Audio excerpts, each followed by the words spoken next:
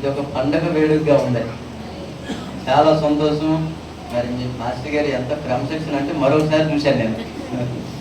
మీ పాస్టర్మ గారి యొక్క క్రమశిక్షణ మరొకసారి చూశాను. ఆనందంతో నా హృదయం తప్పింపైపోతుంది. దేవుడికి స్తోత్రం. ఓకే, ప్రియమైన దేవుళ్ళారా, ఎప్పుడు కూడా నేను చాలా సంవత్సరాల క్రితం మాట చెప్తాను, చేతులు ఎత్తి ఎక్కువగా ప్రార్థించే వాళ్ళు కాదు.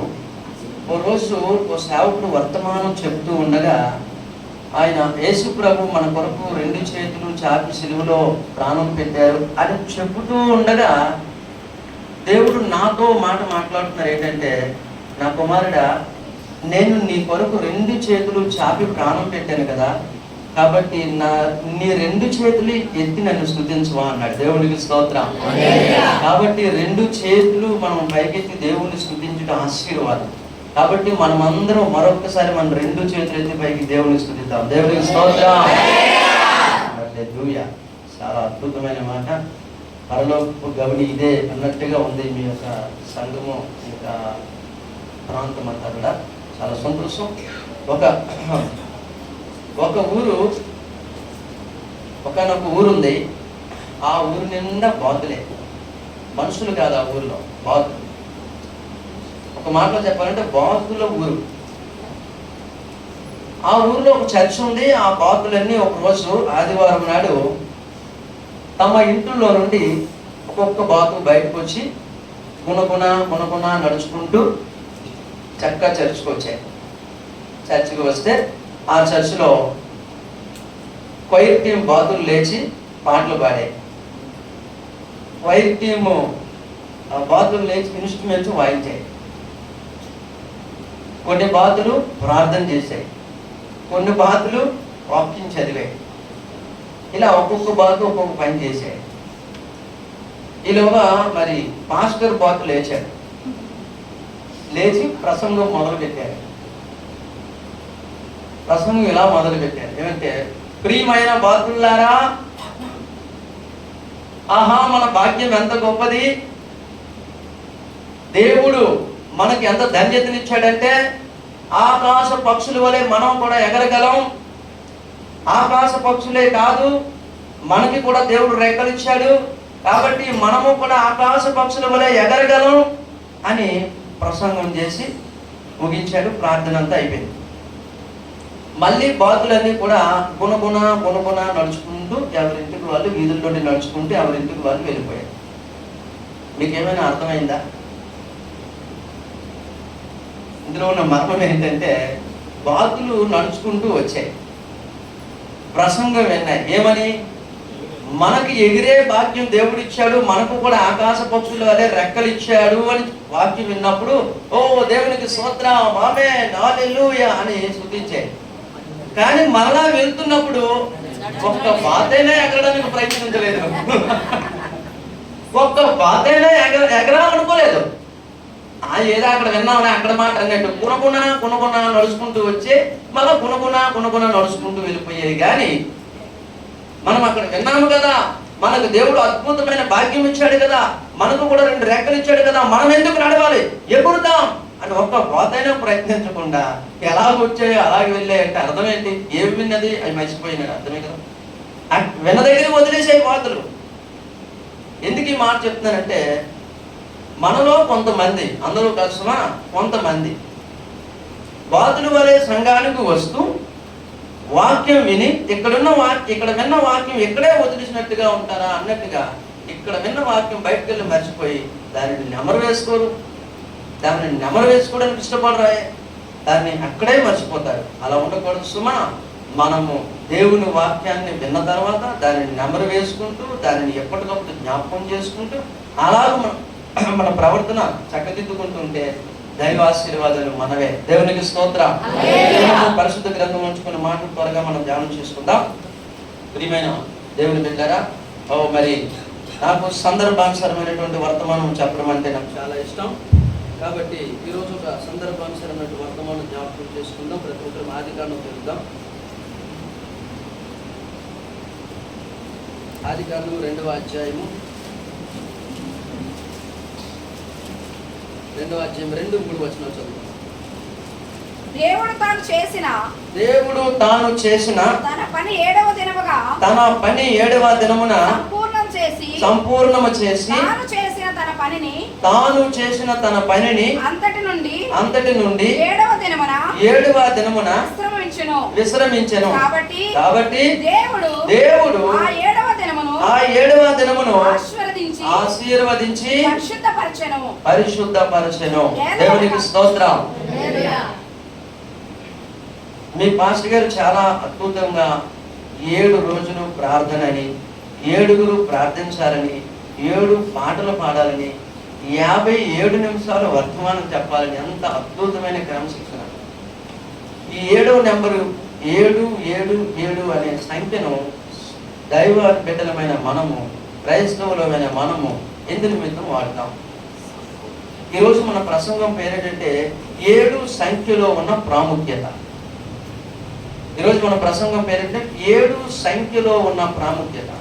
ఈరోజు మరి 7 రోజులు ప్రార్థన జరుగుతుంది కనుక ఈ 7 రోజులు ప్రార్థన ఆ విషయం బట్టి నేను ఈ అంశం చెప్పాలని ఆశపడుతున్నాను. ఈ సందర్భాన్ని బట్టి 7 సంఖ్యలో ఉన్నటువంటి ప్రాముఖ్యత అనే అంశాన్ని ఈరోజు మనం ధ్యానం చేసుకుందాం. 7 సంఖ్యను మనం ఎందుకు వాడతామంటే, మొట్టమొదటి మనం చదువుకున్నాము కదా, 7వ దినమును ప్రభు ఆశీర్వదించి దాన్ని పరిశుద్ధపరిచెను. 7వ దినము ఆశీర్వాదకరమైన దినము, 7వ దినము పరిశుద్ధమైనటువంటి దినము.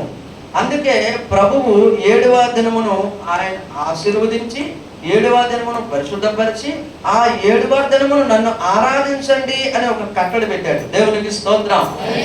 మనందరికీ తెలుసు కదా, నిర్గమకాండము 31వ అధ్యాయం 15వ వచనం త్వరగా చూద్దాం. నిర్గమకాండం 31:15 త్వరగా. నిర్గమకాండం 31:15.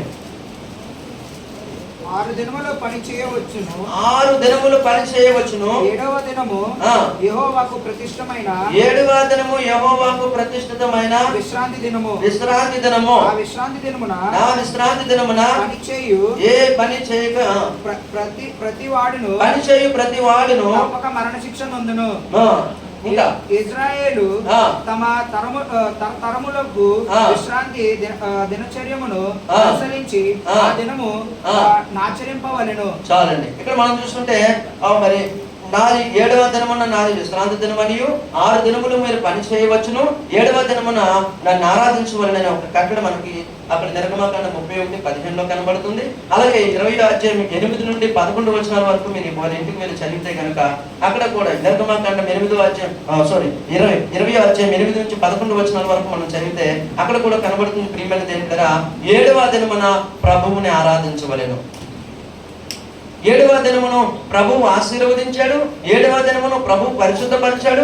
కనుకనే 7వ దినమున ఆయన ఆరాధించమని ఒక కట్టడ మనకు ఏర్పాటు చేశాడు. కనుక మనము ప్రతి ఒక్కరము కూడా 6 దినములు మనం ఏ పని పాటలు చేసుకున్నాను, 6 దినములు ఏ వ్యాపారం చేసుకున్నాను, 6 దినములు మనం ఏ ప్రయాణములు చేసినాను, 6 దినములు మనం ఎంత బిజీగా ఉన్నాను, 7వ దినమున ఖచ్చితంగా దేవుని సన్నిధిలో వచ్చి ప్రార్థన చేయాలనే కట్టడ మనకు ఉన్నదని మనము మర్చిపోకూడదు. ఖచ్చితంగా మనము ఆ ప్రార్థన ఆ 7వ దినమున దేవుణ్ణి ఆరాధించే పని ఖచ్చితంగా కలిగి ఉండాలి. చాలా మంది ఇలా అంటారు, పాస్టర్ గారు చాలా బిజీ అండి, పాస్టర్ గారు ఉద్యోగం అండి, పాస్టర్ గారు వ్యాపారం అండి. సో ఉద్యోగం వ్యాపారం చేయొద్దని బయటకు చెప్పడం లేదు, కానీ ఏమి చేసినను దేవుడు కట్టడి పెట్టాడు. ఎందుకంటే వారమునకు ఒక రోజైనా నువ్వు దేవునితో సహవాసం చేయలేకపోతే కనుక, ఆయనతో సహవాసం చేయకపోతే ఆయన మనసు నీకు ఎలా తెలుసుకుంటావు, ఆయన చేసే కార్యాలు నీకు ఎలా తెలుస్తాయి, ఆయన చెప్పబోయేది నీకు ఎలా చెప్తాడు. ప్రియమైన దేవుడు, నువ్వు ఏదైనా తెలుసుకోవాలంటే ఎలా తెలుసుకుంటావు? ఆయనకి మనకు మధ్య సహవాసం ఉండాలి. అది దేవుడు ఆశపడి 7వ దినమున ఆయన ఆరాధించాలని కట్టడం మనకు ఖచ్చితంగా పెట్టాడు. జాగ్రత్తగా వినండి. ఒక లైట్ హౌస్లో ఒక ఆయన జాబ్ చేస్తున్నాడు. లైట్ హౌస్లో జాబ్ చేస్తున్నాడు. ఆయన జాబ్ ఏంటంటే చాలా కాలం క్రితం జరిగిన విషయం నేను మీకు చెప్తూ ఉన్నాను. లైట్ హౌస్లో జాబ్ చేస్తూ ఉన్నాడు. ఆయన చేయవలసిన జాబ్ ఏంటంటే, ఆయన చేయవలసిన పని ఏంటంటే అందులో దీపం వెలిగించాలి. సాయంత్రం అయ్యేటప్పటికి కిరోసిన్ పెట్టి కిరోసిన్ వేసి దీపాన్ని వెలిగించాలి, లాంతర్ను వెలిగించాలి. ఆ లాంతరు ఆ లైట్ హౌస్ లో ఉన్నటువంటి ఆ లాంతరు వెలిగినప్పుడు ఆ లాంతరు యొక్క వెలుగుకి అక్కడ ఉన్నటువంటి సముద్ర తీరంలో ఉన్నటువంటి పడవలు ఆ యొక్క వెలుతురు కానీ లేదా దాని తాలూకు సిగ్నల్ చూసుకొని అవన్నీ చక్కగా ఒడ్డుకు చేరుతున్నాయి. ఆ ఓడలన్నీ ఒడ్డుకు చేరే అవకాశం ఉంది. ఈ యొక్క సిగ్నల్ చూసుకొని అవి క్రమంగా వస్తూ ఉండేవి. ఇలా ఆయన ప్రతిరోజు సాయంత్రం అయినటువంటి ఉద్యోగం ఏంటంటే లాంతరు వెలిగించాలి. ఇలా వెలిగిస్తూ ఉన్నాడు. ఆయనకు 30 రోజులకి సరిపడా కిరోసిన్, 30 రోజులకి సరిపడే కిరోసిన్ ఆయనకి ఇచ్చారు గవర్నమెంట్ వారు. ఆయన తీసుకొని రోజుకి, ఫర్ ఎగ్జాంపుల్ అనుకుందాం, రోజుకి 1 లీటర్ కిరోసిన్ అవుతుంది అనుకోండి. ఆ 30 రోజులకి 30 లీటర్ కిరోసిన్ అతనికి ఇచ్చారు. ఇస్తే అతను రోజుకి 1 లీటర్ కిరోసిన్ వేసి లాంతరు వెలిగించాలి. అలా చేస్తూ ఉండగా ఒక రోజు ఒక ఆమె అతని దగ్గరకు వచ్చి ఇలా అందంట, అన్నయ్య మా స్టవ్లో కిరోసిన్ అయిపోయిందనయ్య, వంట చేసుకోలేదనయ్య, పిల్లలు ఆకలితో ఉన్నారనయ్య, కొద్దిగా కిరోసిన్ ఇవ్వా అన్నయ్య అని అడిగింది. సరే చెల్లి, మంచి పనే కదా, పాపం పిల్లలు ఆకలితో ఉన్నారు అన్నారు కదా, పట్టుకెళ్ళి చెల్లి అని కొద్దిగా కిరోసిన్ ఇచ్చాడు. అయిపోయింది. ఇంకొక 2 రోజుల తర్వాత ఒక ఆమె వచ్చింది. అన్నయ్య పిల్లోడు చదువుకుంటున్నాడనయ్య, కరెంట్ లేదనయ్య, దీపం లేదనయ్య, కిరోసిన్ లేక దీపం బుట్టి వెలిగించలేదనయ్య, వాడు పరీక్షలనయ్య, వాడు చదువుకుంటున్నాడనయ్య, ఇప్పుడు వాడు పరీక్షల సమయంలో వాడు చదువుకోకపోతే ఏమవుతాడని, ఫెయిల్ అవుతాడు కదనయ్య, కొంచెం కిరోసిన్ ఇవ్వనయ్య అని అడిగింది. సరే చెల్లి, చదువు చాలా ప్రాముఖ్యం కదా, పిల్లలు చదువుకోవడం చాలా ముఖ్యం కదా, పట్టుకెళ్ళి చెల్లి కొంచెం ఇచ్చాడు. మరొక రోజు మరొకరు అడిగారు. అన్ని మంచి పనులే. ఒకరేమో ఆకలి అన్నారు, ఒకరేమో చదువు అన్నారు, ఇంకొకరేమో ఇంకొక మాట చెప్పారు, ఇంకొకటి చెప్పారు, ఏదో చెప్పారు, అందరికీ ఇచ్చాడు. ఇచ్చిన తర్వాత ఏం జరిగిందంటే, ప్రియమైనది ఏంటంటారా, కిరోసిన్ అయిపోయింది. 30 రోజుల్లో 2 రోజులకి సరిపోవలసినటువంటి కిరోసిన్ అయిపోయింది. లాంతర్ ఆయన వెలిగించలేదు. ఆ రోజు లాంతర్ వెలగలేదు, చీకటి అయిపోయింది. వస్తున్న ఓడలకు సిగ్నల్ తెలియక అవి ఒకదానికి ఒకటి గుద్దుకున్నాయి. యాక్సిడెంట్ అయింది, ప్రమాదం జరిగింది. అందులో ఉన్న వాళ్ళు పడిపోయి 40 మంది చనిపోయారు. అరే అంతా ఈ ప్రమాదం ఎందుకు జరిగిందని అధికారులు అందరూ వచ్చి ఆరా తీశారు. ఆరా తీస్తే లాంతరు వెలగలేదని తెలిసింది. లాంతరు ఎందుకు వెలిగించలేదని ఆయన దగ్గరికి వెళ్ళి అడిగితే, అయ్యా కిరోసిన్ అయిపోయింది అన్నాడు. కిరోసిన్ ఎందుకు అయిపోయింది? మేము నెలకు సరిపడ కిరోసిన్ నీకు ఇచ్చాంగా, నువ్వు ఎందుకు ఏం చేసావంటే, అయ్యా మంచి పనికి వాడినయ్యా, ఆకలి అన్నారయ్యా, వాళ్ళకి ఇచ్చానయ్యా, అయ్యా చదువుకోలేదు, పరీక్షలు చదువుకోవాల్సిన అవసరం ఉందని ఇచ్చానయ్యా, మంచి పనికి కదా ఇచ్చానయ్యా, నేను మంచి పని చేశాను కదా అన్నారు. అప్పుడు అధికారులు ఏమన్నారు తెలుసండి, నువ్వు చేసింది మంచి పని మేము కాదనలేదు, కానీ అంతకన్నా మంచి పని ఒకటి ఉంది, అదేంటంటే లాంతరు వెలిగించడం. నువ్వు అది మంచి పని అనుకుంటున్నావు, మంచిదే, కానీ అంతకన్నా మంచిదేంటి, నీ ఉద్యోగం ఏంటి? లాంతరు వెలిగించడం. నువ్వు లాంతరు వెలిగించకపోవడం వల్ల ఏమైంది? అక్కడ ప్రమాదం జరిగింది. ఎంతమంది చనిపోయారు? 40 మంది చనిపోయారు. నువ్వు చేయవలసింది వదిలేసి మంచి పని అంటావేంటి? నిన్ను ఉద్యోగం తొలగిస్తున్నామని తొలగించాడు. అతని మనసులో ఏమనుకున్నాడు? మంచి పని అనుకున్నాడు. మంచిదే, కానీ అంతకన్నా మంచిది ఒకటి ఉంది. ఏంటి? లాంతరు వెలిగించడం.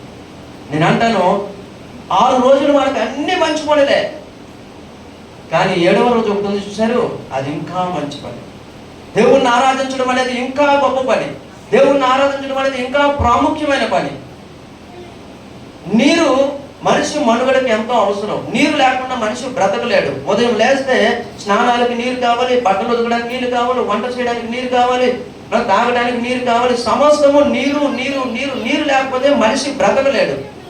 నీరు లేకపోతే మనం బ్రతకలేము కదా అని ఒక నుయ్యి చూసుకొని నీటిలోనే దూకితే బ్రతుకుతామా? నీరు లేకపోయినా బ్రతకలేము, అలాగే నీటిలో ఉన్నా బ్రతకలేము. బ్యాలెన్స్డ్గా ఉండాలి.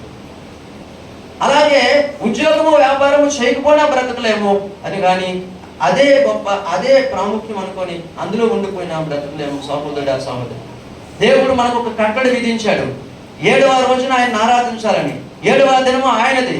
7వ దినమున ఆయన పరిశుద్ధపరిచాడు. 7వ దినమున ఆయన ఆశీర్వదించాడు. ఆ దినమందు నువ్వు వచ్చి ఆయన సన్నిధిలో నువ్వు ఆయన ఆరాధించావా, ఆత్మతో సత్యంతో ఆయన మహిమపరిచావా, ధన్యుడవు, ధన్యురాలవు, ఆశీర్వదించబడతావు. ఎందుకంటే 7వ దినమున ఆయన ఆశీర్వదించాడు. ఆయన మనకు ఒక కట్టడి పెట్టాడు. అందుకే ప్రభువు చెప్పినట్లుగా మనము 7వ దినమును ఆయన ఆరాధించినట్లయితే, 7వ దినమున ప్రియమైన దేవులారా 7వ సంఖ్యను మనం పాటించినట్లయితే మనము గొప్ప ఆశీర్వాదం పొందుకుంటాం, గొప్ప ప్రియమైన దేవులారా విజయం పొందుకుంటాం. అలాగే ఆశీర్వాదం వచ్చినప్పుడు ఆనందం ఉంటుంది కదా, అలాగే గొప్ప ఆనందం పొందుకుంటాం. కాబట్టి ప్రియమైన దేవులారా 7 సంఖ్యను దైవ బిడ్డలమైన మనము లేదా దేవుని బిడ్డలమైన మనము 7 సంఖ్యను పాటిస్తాము. ఒక మాటలో చెప్పాలంటే 7 సంఖ్య విజయానికి సాదృశ్యం, 7 సంఖ్య ఆనందమునకు సాదృశ్యం, 7 సంఖ్య ఆశీర్వాదమునకు సాదృశ్యం. ఎవరైనా మిమ్మల్ని ఎప్పుడైనా అడిగారా? ఒకవేళ అడిగితే కనుక ఇలా జవాబు చెప్పండి, అరే 7 సంఖ్యను మీరు ఎందుకు వాడతారా? 7 ఏడుపు కొట్లో లేక ఏడెందుకురా వాడతారు అన్నాను, లేకపోలేదు అన్నారు, నన్నే అన్నారు ఎంతోమంది. సో వాళ్ళకి జవాబు ఒక్క మాటలో మీరు చెప్పాలంటే నీకేం తెలుసు, 7లో విజయం ఉన్నది. 7 సంఖ్యను ఆశీర్వదించాడు మా ప్రభు. 7 సంఖ్య ఆశీర్వాదకరము, 7 సంఖ్య విజయానికి సాదృశ్యం, 7 సంఖ్య ఆనందములకు సాదృశ్యం. కాబట్టి మేము 7 సంఖ్యను వాడతామని చెప్పాలి మనమంతా. ఈ దినము ప్రియమైన దేవులారా బైబిల్లో నుండి 7వ దినమున జరిగిన అద్భుతాలు చూద్దాం. మీకు ఒక 2 అద్భుతాలు నేను చెప్పాలని ఆశపడుతున్నాను ఈరోజు. 7వ దినమున జరిగినటువంటి అద్భుతాలు, అలాగే 7 సంఖ్యను భక్తులు ఎలా వాడారు, అలాగే 7 సంఖ్యను వాడినప్పుడు ఎటువంటి అద్భుతాలు జరిగాయి అనే విషయాలను మనం క్లుప్తంగా ధ్యానం చేద్దాం. 7 సంఖ్యను వాడినప్పుడు జరిగే అద్భుతాలు. నెంబర్ 1, సమయము ఉండదు కనుక ఒకవేళ రిఫరెన్స్ చెప్తా ఉంటాను, ఎవరైనా రాసుకోవాలంటే రాసుకోండి. 7వ దినమున జరిగిన అద్భుతాలు లేదా 7 రోజులు 7 రోజులకు అంటే 7వ సంఖ్యను వాళ్ళు లెక్కించినప్పుడు జరిగిన అద్భుతాల్లో నెంబర్ 1 ఏంటంటే ఎరుకో కోటలు కూలిపోయినవి. దేవునికి స్తోత్రం.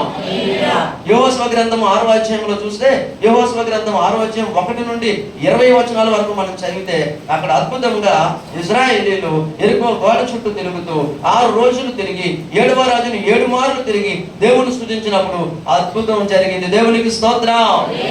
ప్రభు చెప్పాడు 7వ రోజు 7 మార్లు తిరగండి. అన్ని 7వ సంఖ్యలో 7వ దినమున ఎరుకో కోటలు కూలిపోయినవి. ఇది గొప్ప విజయము కాదా? ఇది గొప్ప ఆశ్చర్యము కాదా? ఇది గొప్ప ఆనందము కాదా? ఇశ్రాయేలీయులు ఈ ఎరుకో కోట కూలిపోయినప్పుడు ఆహా విజయోత్సవాలు చేసుకున్నారు. 7వ దినమున ఎరుకో కోట కూలిపోయినప్పుడు వారి ఆనందానికి హద్దులు లేవు. 7వ దినమున ప్రియమైన దగ్గర ఆ కోట కూలినప్పుడు వారు ఎంత విస్మయం పొందారో, ఎంత ఆశ్చర్యపడ్డారంటే 7వ దినమున అద్భుతం జరిగింది. ప్రియమైన దేవుని బిడ్డలారా 7వ దినమున దేవుడు మన ఆశీర్వదించాడు కనుక 7వ సంఖ్యలో గొప్ప ఆశీర్వాదం ఉంది. 7వ దినమున గొప్ప అద్భుతం జరిగింది. ఓ యవనస్తుడు ప్రార్థనకు బయలుదేరాడట. ఇలాగే మీ సేవకులు ఏర్పాటు చేసినట్టుగా చక్కని ప్రార్థనకులకు ఏర్పాటు చేస్తే సంఘంలోకి బయలుదేరి ప్రార్థనకు వస్తున్నాడు.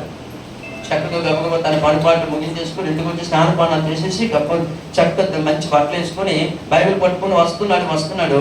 చీకటి పడింది. ఆ చీకటిలో పాపం అక్కడేమి కనబడలేదు. ఎక్కడ గుయ్యి ఉందో, ఎక్కడ మంచి ప్లేస్ ఉందో కనబడక అక్కడ బురదగా ఉంది. వర్షం పడింది. వాడు గబగబా ప్రార్థన టైం అవుతుందని కంగారు వస్తుంటే కాల్ జారి దబీమని పడిపోతే మొత్తం బట్టలన్నీ బురద అయిపోయాయి. అయ్యయ్యో బట్టలన్నీ బురదైపోయిన గబగబా వెనక్కి వెళ్ళిపోయి గబగబా స్నానం చేసేసి గబగబా బట్టలు మార్చేసుకొని గబగబా మళ్ళీ బైబిల్ పట్టుకుని మళ్ళా గబగబా వస్తున్నాడు. మళ్ళా వస్తుంటే మళ్ళా కంగారు వస్తుంటే మళ్ళా ఆ చీకట్లోని మళ్ళా దబాలని కాలు జారి పడిపోయాడు. మళ్ళా కాలు జారి పడిపోతే మళ్ళా గబగబా వెనక్కి వెళ్ళాడు. మళ్ళా గబగబా స్నానం చేశాడు. గబగబా బట్టలు మార్చుకున్నాడు, వేరే బట్టలు. మళ్ళా బైబిల్ పట్టుకుని వచ్చేస్తున్నాడు. మనలో ఎవరైతే ఒకసారి పడితే మళ్ళీ వెనక్కి వెళ్ళాం కదా. కానీ వాడు ఫస్ట్ వెళ్ళాడు, మళ్ళీ 2వ మారు వెళ్ళాడు, 3వ మారు వెళ్తా ఉంటే ఆ చీకట్లో ఎవరో ఒకరు ఒక లాంతరు లైట్ పట్టుకొని దారి చూపించడానికి నిలబడితే ఆయన చూశాడు. రా బాబు నీకోసమే నాయన అన్నాడు. లాంతరు పట్టి వెలుగు చూపించాడు. జాగ్రత్త ఎక్కడ పడకుండా జాగ్రత్తగా మార్గం గుండా తీసుకొని వెళ్ళాడు. చర్చి దాకా లైట్ చూపించాడు. చర్చి దగ్గరికి వెళ్ళిన తర్వాత ఈ యవనస్తుడు చాలా ఆనందపడి, మీరు ఎవరో కానండి నాకు లైట్ బాగా చూపించారండి, రండి నాతో పాటు చర్చిలో కంటే. బాబు నువ్వు వెళ్ళు నాయన, నేను మాత్రం రాలేను నాయన, నేను మాత్రం రాకూడదు నాయన అన్నాడు. అదేంటి దేవుని మందిరానికి రాకూడదు అంటున్నారు, రాలేను అంటున్నారు, ఇంతకు మీరు ఎవరన్నా అంటే నా పేరు సాతాను అన్నారు. సాతానా? సాతాను చరిత్రలో ఎవరికి సహాయం చేసినట్టు నేను ఎక్కడ వినలేదే. చరిత్రలో సాతానుడు సహాయం చేసిన దాఖలాలు ఎక్కడా కనబడలేదే. నువ్వు సైతాన్ అంటున్నావు, సైతాను అయ్యుండి నాకు దారి ఎందుకు చూపావు, నాకు లైట్ ఎందుకు చూపించావు అని అడిగితే అప్పుడు సాతాను చెప్తున్న మాట ఏంటంటే, నాయనా నువ్వు చాలా ధనుడు నాయనా, నిన్ను చర్చికి వెళ్లకుండా ఆటంకం పరిచేయాలని నువ్వు వస్తూ ఉన్నప్పుడు నిన్ను పడగొట్టాను ఫస్ట్ నేనే. నిన్ను ఫస్ట్ పడగొట్టగానే దేవుడు నిన్ను చూసి నీ యొక్క ఆసక్తిని చూసి నీ పాపాలన్నీ క్షమించేశాడు నాయన. ఇప్పుడు నువ్వు రెండో మారు వెళ్ళావు, రెండో మారు మరలా తయారైపోయి వచ్చేస్తే మరలా నిన్ను పడగొట్టి వెనక్కి పంపించాలని మరలా నేనే పడగొట్టింది నేనే రెండో మారు కూడా. ఇప్పుడు దేవుడు మరలా నీ ప్రయాస చూసి నీ కుటుంబం వారి పాపాలన్నీ క్షమించాడు ఆయన. మొదటి పడిపోయినప్పుడు నీ పాపాలు క్షమించాడు, రెండో మారు పడిపోయినప్పుడు నీ కుటుంబం వారి అందరి పాపాలు క్షమించాడు. ఇక మూడవసారి కూడా నేను పడగొట్టాను అనుకోను ఆయన, ఈ ఊరు వారి అందరి పాపాలు క్షమించేస్తాడు ఆయన. అందుకోసం నిన్ను పడగొట్టడం కన్నా నిలబెట్టడమే బెటర్ అని నేనే దేవుని చూపించాను ఆయన అన్నాడంట. దేవుడికి స్తోత్రం. విజయం అంటే అదే. సైతాను కూడా నీకు సెక్యూరిటీ అయిపోతాడు. ప్రభువు సన్నిధిలో నువ్వు ప్రార్థించావా, ప్రభువుకి లోబడ్డావా, ప్రభు మాట విన్నావా, సైతాన్ని సెక్యూరిటీ అవుతాడు. వాడేంటి నిన్ను అంటేది గడగడ వణికిపోతూ నీ దగ్గరికి వచ్చి నీకు సహాయం చేస్తాడు. వాడు అనుకుంటాం కదా సైతాన్ మనల్ని ఏదో చేస్తాడని, చేయొచ్చు. కానీ మనం అధికమైన ప్రార్థనా పరులం అయ్యామంటే కనుక ప్రియమైన దేవుని బిడ్డ, సాతాను కూడా నీకు లోబడి నీకు సహాయం చేసేవాడు అయిపోతాడని చెప్పడంలో సందేహమే లేదు. దేవునికి స్తోత్రం. 7వ రోజున జరిగిన అద్భుతాల కోసం మనం మాట్లాడుకుంటున్నాం. ఇదిగో నెంబర్ 1 ఎరుకో కోట కూలినది. రెండోదిగా నయమాను కుష్టి రోగము తగ్గింది. 2వ రాజుల గ్రంథము 5వ అధ్యాయం 14వ వచనం చదువుతాం. 2వ రాజుల గ్రంథం 5వ అధ్యాయం 14వ వచనం. అతడు పోయి దైవజనుడు చెప్పినట్లుగా యోర్దాను నదిలో 7 మార్లు మునగగా అతని దేహము పసిపిల్ల దేహము వలె అతడు శుద్ధుడాయను. దేవునికి స్తోత్రం. ఎన్ని మార్లు మునిగాడంటే 7 మార్లు. మన ప్రసంగం పేరేంటి? 7లో ఉన్న ప్రాముఖ్యత, 7 సంఖ్యలో ఉన్న ప్రాముఖ్యత, విజయం, 7 సంఖ్యలో ఆనందం, 7 సంఖ్యలో ఆశీర్వాదము, 7 సంఖ్యలో ప్రియమైన దేవుని గొప్ప విషయం ఉన్నది. ఈ నయమాను వెళ్ళి ఆ నదిలో యోర్దాను నదిలో 7 మార్లు మునిగాడు. 7వ మారు మునిగి పైకి వచ్చేటప్పటికి అతని కుష్ఠం అంతా పోయి ఏమైంది? పసిపిల్ల దేహం వలె మారిపోయిందంట. ఎంత అద్భుతం. మరొక అద్భుతం చూద్దాం. 1వ రాజుల గ్రంథము 18వ అధ్యాయము 1వ రాజుల గ్రంథము 18వ అధ్యాయము 43-44 వచనాలు. 1వ రాజుల గ్రంథం 18వ అధ్యాయం 43-44. 7వ మారు అతడు చూసి అదిగో మనిషి చేయంత మేఘము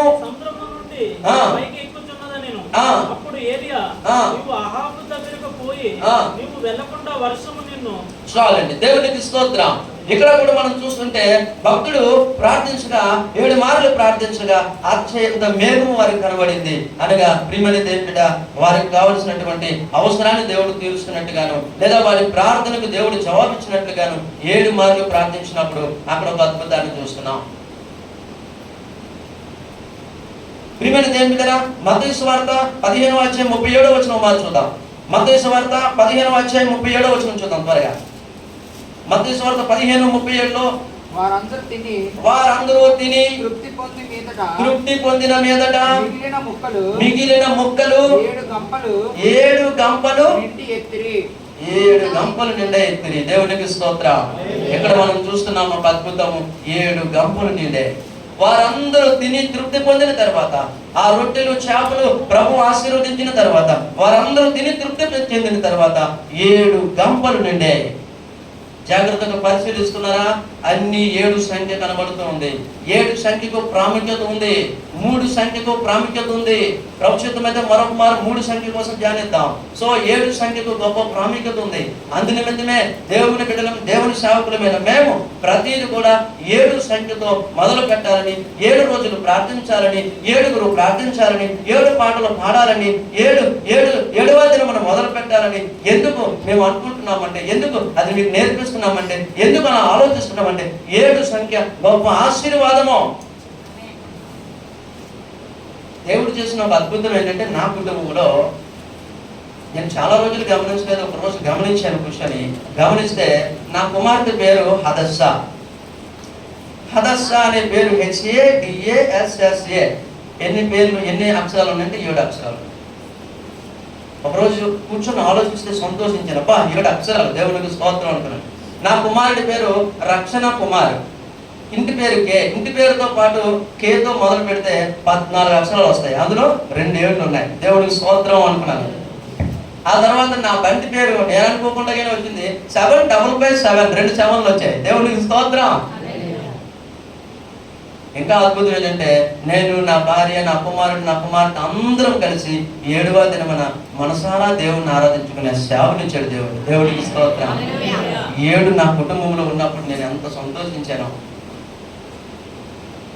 అందుకే భక్తులు 7 సంఖ్యను ప్రియమైన దేవుని ద్వారా వాడి ఆశీర్వాదాన్ని పొందుతూ ఉన్నారు. 7 సంఖ్యను వాడి ఆశీర్వాదాన్ని పొందుతూ ఉండగా సాతానుడు చూసి ఓర్వలేక కుళ్ళిపోయి ఏమంటాడు తెలుసండి, 7 సంఖ్య మంచిది కాదు, 7 సంఖ్యను వాడొద్దు, 7వ రోజు వెళ్ళొద్దు.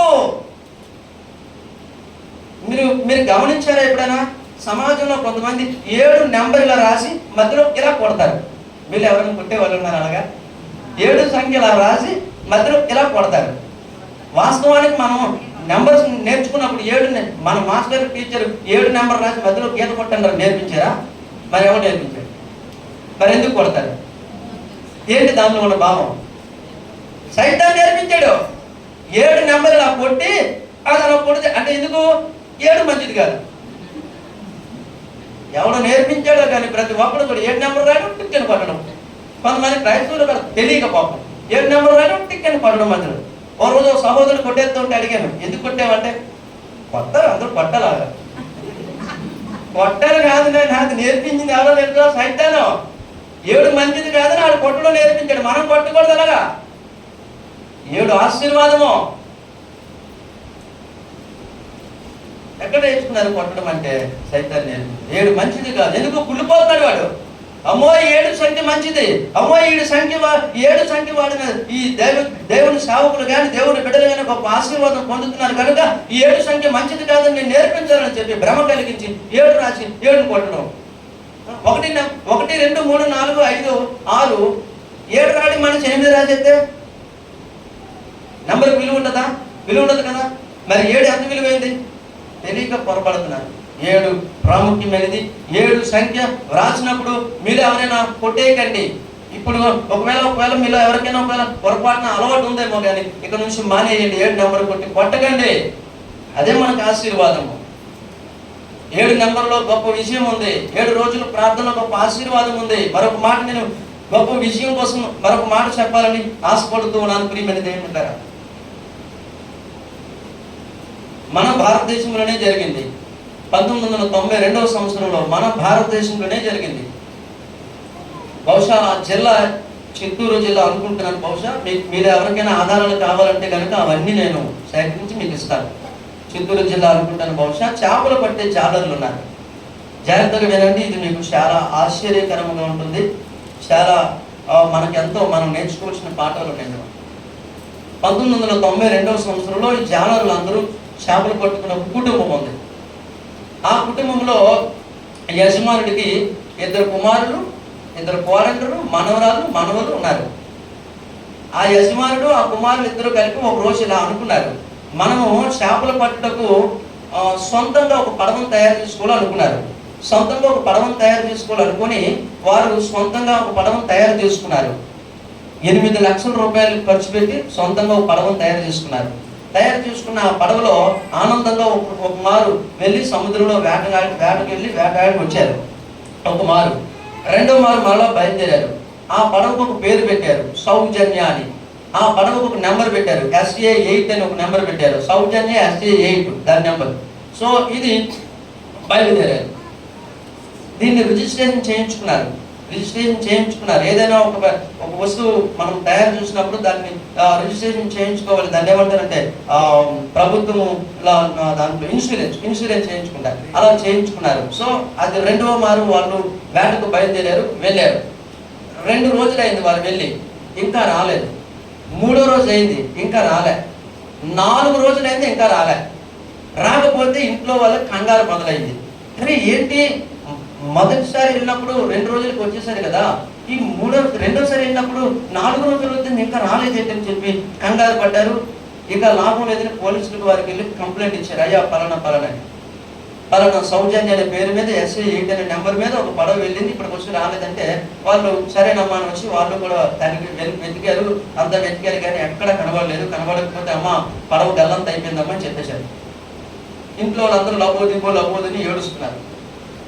ఆ భార్య, ఎవరైతే యజమానుడు వెళ్ళాడో అతని భార్య దేవుని యందు భయభక్తులు కలిగిన బిడ్డ, దేవుని యందు అసంఖ్యాకమైనటువంటి విశ్వాసము కలిగిన బిడ్డ, అసంచలమైన విశ్వాసము కలిగిన బిడ్డ. ఆమె ప్రార్థన చేస్తూ ఉంది, ప్రభువా నీవు నా భర్త ఏమయ్యాడు నాకు తెలియచేయడు ప్రభువా. ఆ భర్తతో పాటు కుమారులు వెళ్ళలేదు కానీ నెల్లూరు జిల్లా నుండి ఒక 5 వర్కర్స్ని తీసుకొని వచ్చుకున్నాడు ఆయన. ఎందుకంటే వాళ్ళు ఆరితేరిన వారు చేపలు పట్టడంలో. కాబట్టి ఆ 5 వర్కర్స్, ఈ యజమానుడు మొత్తం 6 బయలుదేరి వెళ్ళారు. ఇప్పుడు ఈమె ప్రార్థన చేస్తుంది, అయ్యా ఆ వర్కర్స్ ఏమయ్యారు, నా భర్త ఏమయ్యాడు, నువ్వు నాకు తెలిసేది ప్రభువా. నువ్వు ఏది చేసినా నువ్వు గొప్ప కార్యం చేస్తావు కదా ప్రభువా. నాకు ఒకవేళ నా భర్త చనిపోయాడే, ఎందుకు చనిపోయాడో నేను అడగను కానీ నా భర్త ఏమయ్యాడు నాకు తెలిసేది ప్రభా, నాకు చూపించాడు ప్రభా. నా దగ్గరికి నా భర్తని కనీసం చనిపోయిన దేహంలోనే నా దగ్గరికి తీసుకుని రండి ప్రభా. ఎంతో ఏడుస్తుంది, ప్రార్థన చేస్తుంది. అలాగూ కాస్త ప్రియమైనది ఏంటి కదా, ఈ పడవ కొట్టుకుంటూ పోయింది కదా. 10 రోజులు అయింది. కొత్తగా తయారు చేసినటువంటి పడవ ఇంజన్లో ఏ ప్రాబ్లం వచ్చిందో మొత్తానికి ఆగిపోయింది. ఇప్పుడు ఆ పడవ వారి ఆధీనంలో లేదు. గాలి ఎటు కొడితే అటు వెళ్ళిపోతుంది. ఇక వీళ్ళంతా భయంతో ఉన్నారు. ఏమవుతుంది, మన పడవ ఏమైపోయింది, ఇంత రిపేర్ అయిపోయింది, ఇప్పుడు మనం ఎలా బ్రతుకుతాం అనుకుంటున్నారు కానీ గాలి ఎటు కొడితే అటు పోతుంది. అలా పోతూ ఇక సముద్రంలో ఎక్కడెక్కడికో పోతుంది, చీకటి దీవుల్లోకి వెళ్ళిపోతుంది. వాళ్ళు అలాగనే 20 రోజులు గడిపారు. మొదటి 10 రోజులు అయిన తర్వాత వాళ్ళు తెచ్చుకున్న ఆహారం మహా అయితే 2 రోజులు 3 రోజులు ఉంటుంది. ఆ తర్వాత ఉండదుగా, అయిపోయింది. నీళ్లు లేవు, చుట్టూరు నీళ్ళే కానీ తాగడానికి బల్ల కాదు.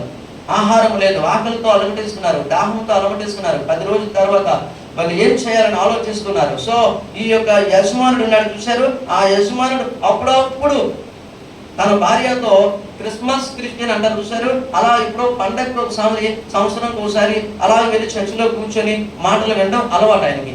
సో ఆ మాటలు ఎప్పుడో విన్న మాటలు జ్ఞాపకం వచ్చి అక్కడ మోకరించి ప్రార్థన చేస్తున్నాడు.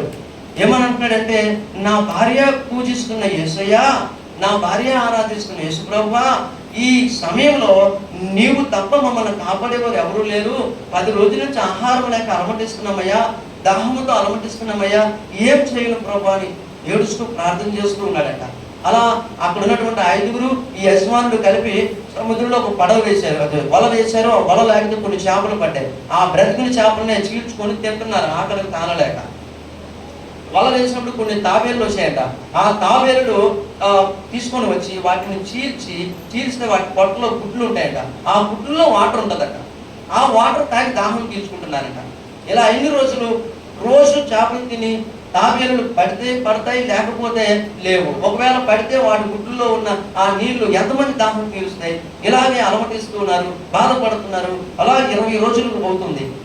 ఇలా జరుగుతూ ఉండగా ఏం జరిగిందంటే, ఒకరోజు పెద్ద తిమింగలం వచ్చి ఆ పడవ చుట్టూరా పడుతుంది. పడవ చుట్టూరా కూడా అది ఏం చేస్తుందంటే ఆడుతూ ఉంది. అప్పుడు ఈయన భయపడి యేసయ్యా, ఆ తిమింగలం కానీ దగ్గరికి వచ్చి పుట్టిందంటే పడవ బోల్తా పడిపోతుంది కదా. కాబట్టి ఈ పడవ బోల్తా పడకుండా దాన్ని అక్కడి నుంచి అక్కడ పంపించండి ప్రభా, అది కానీ వస్తే మా ప్రాణాలు ఇలాగ కూడా ఉండవు నాయన అని ఏడ్చి అక్కడే మోకరించి ప్రార్థన చేస్తూ ఉన్నాడంట. అతనితో పాటు 7 వచ్చారు, 5 వచ్చారు చూశారు, వాళ్ళు అన్యులు. సో వాళ్ళు అంటున్నారంట, ఏం చేస్తున్నావు అని అడిగారట. మోకరించి ప్రార్థన చేస్తున్నాడిని భుజం మీద తట్టి ఏం చేస్తున్నావు అని అడిగారట. అతను అన్నాడంట, నా ప్రభువుకు ప్రార్థన చేస్తున్నాను. ప్రార్థన చూసుకో మాకేం తెలియదు అన్నారంట. సరే ఈయన ప్రార్థన చేస్తున్నాడు, ఏడుస్తున్నాడంట. ఏడుస్తూ ఉంటే ప్రార్థించగా దేవుడు అద్భుతం చేశాడు. 3 రోజుల తర్వాత తిమింగలం ఆ దరిదాపులు కనబడడం మానేసిందట. దేవునికి స్తోత్రం. ఒక అద్భుతం. ప్రార్థన చేస్తున్నాడు. ఇక 25 రోజులు 30 రోజులు దగ్గర పడుతుంది. ఆకలి కనబడిస్తున్నారు. ప్రభువా ఏం చేయమని ఇతను మొరపెడుతూ ఉంటే ప్రభు ప్రార్థన చేశాడంటే దాహం వేస్తుంది. ప్రభువా ఏం చేయాలి ప్రభు అని ఆడుతూ చాలా అల్లాడిపోతూ ఉంటే దేవుడు ఒక అద్భుతం చేశాడు. ఏంటంటే ఆ పడవ చుట్టుపక్కల ఎక్కడ వర్షం పడలేదు, కానీ వీళ్ళు పడవున్న ప్లేస్ లోనే వర్షం పడిందట. దేవుడికి స్తోత్రం. ఆనాడు ఇశ్రాయేలు ప్రజల ఆ దాహం తీర్చినట్టుగా దేవుడు వర్షాన్ని కురిపిస్తే వాళ్ళ దగ్గర ఉన్న బాటిల్లు బకెట్లు చిన్న ఉంటే వాటిని నీరు నింపుకున్నారట. దాహం తీర్చుకుంటున్నారట. ఎంతో శ్రమ పడుతున్నారట. చాలా వికారం అయిపోయారట. ప్రియమైన దేవుని మీద 4 రోజులు 5 రోజులు స్నానం చేయకపోతే జుట్టు ఎలా ఉంటుంది మనకి? ఒకవేళ వారం రోజులు చేయలేదు అనుకోండి, జుట్టు ఎలా అట్లా కట్టేస్తుందా? వీళ్ళు 30 రోజులు స్నానం చేయలేదంటే ఎలా ఉంటుంది? జుట్టు అట్లా కట్టేసింది. వాళ్ళ కళ్ళు లోపలికి వెళ్ళిపోయి మనుషులు వికారం అయిపోయారు. చాలా విచారంగా, చాలా బలహీనులు అయిపోతున్నారు. పడవలో ఉన్న వాళ్ళ పరిస్థితి ఇది. ఇంటి దగ్గర ఉన్న పరిస్థితి ఏంటంటే ఆ భార్యను బంధువులు అందరూ అంటున్నారు కదా, ఓ నీ పిచ్చి విశ్వాసం తగలయ్యా, ఇప్పటికి 30 రోజులైంది, ఇంకా నీ భర్త తిరిగి వస్తాడు అంటావేంటి? పిచ్చిదానా, ఇంకా ప్రార్థన చేస్తావేంటి? పిచ్చిదాని, నీకు బుద్ధి లేదా, జ్ఞానం లేదా? నోరు మూసుకొని ఆ ప్రార్థన ఆపి వాడికి ఒక ముద్ద పెట్టు, వాడికి ఒక ఏం చేయాలి, దినకార్యం చెయ్యు, వాడి ఫోటో తీసి దండ వేయు అని ఊరికే విసిగిస్తున్నారట. ఆమె చెప్తుందంట, నా ప్రభువు నాకు జవాబిస్తాడు, నన్ను దయచేసి మీరు ఆటంకపరచకండి, నేను చేస్తున్న ఈ ఉపవాస ప్రార్థనకి నన్ను ఆటంకపరచకండి అని ఆమె ముందుగా ప్రార్థన చేస్తూ ఉందట. అలా ప్రార్థన చేస్తూ ఉంటే నువ్వేదో చేసుకోగలి, నువ్వు మాట వినవు, మేమే చేస్తామని చెప్పి వాళ్ళే వచ్చి ఒక ఫోటో తీసుకుని వచ్చేసి ముందుకు పెట్టేసి దానికి దండ వేసి దాన్ని కార్యం చేసేసాడు. 30 రోజులైందిగా, ఇంకెక్కడ ఉంటాడు? చచ్చిన వాడిని పట్టుకొని ఏడుస్తున్నావు, కనీసం ముద్ద పెట్టకుండా అని చెప్పి దినకార్యం చేశారు. ఆయన భార్య ఏమీ భయపడకుండా అలాగే ఓర్చుకుంది, ప్రార్థన చేస్తుంది. ప్రభువాని అద్భుతాలు చేసే దేవుడు, ప్రభువాని ఆశ్చర్యమైన కార్యాలు చేసే దేవుడు ప్రార్థన చేస్తుంది. కాస్త 40 రోజులు అవుతుంది.